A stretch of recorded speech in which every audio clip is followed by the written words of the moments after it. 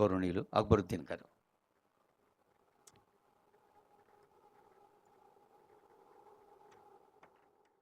रियासत तेलंगाना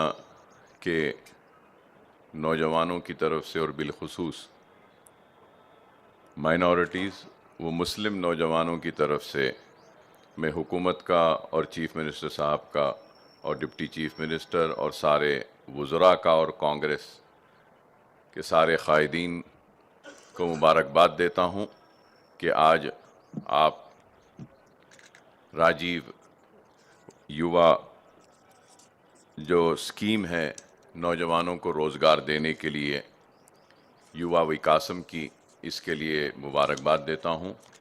और साथ ही साथ ये भी ज़रूर कहूँगा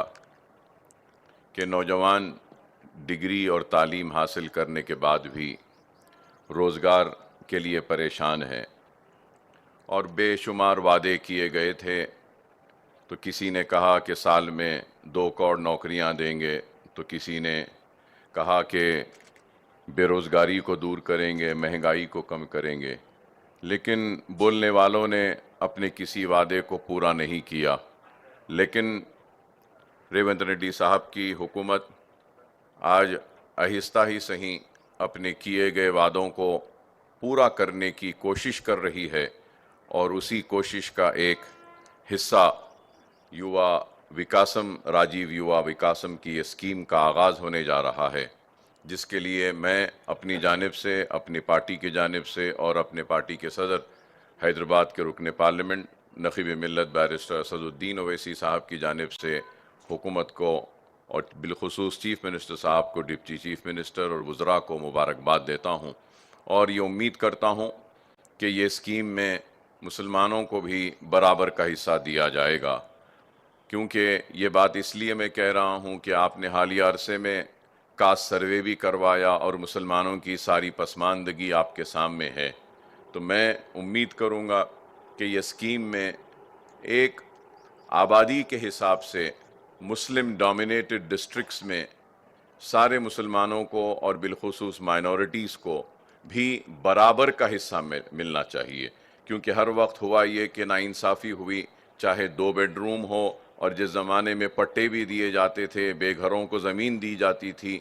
और घर दिया जाता था, तो उस वक्त भी नाइंसाफ़ी हुई और परसेंटेज 1 या 2% ही मुसलमानों का रहता था। तो हमने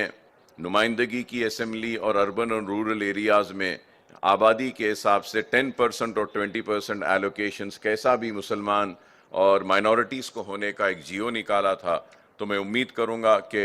आपकी ये स्कीम कामयाब होगी और कई नौजवानों को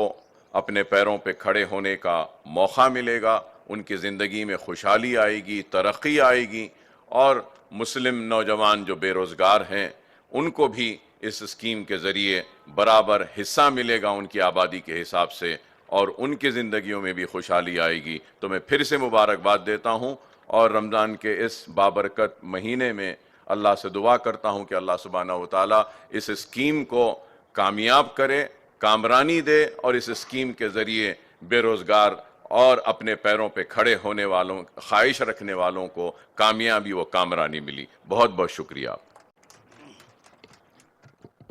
ధన్యవాదాలు సార్.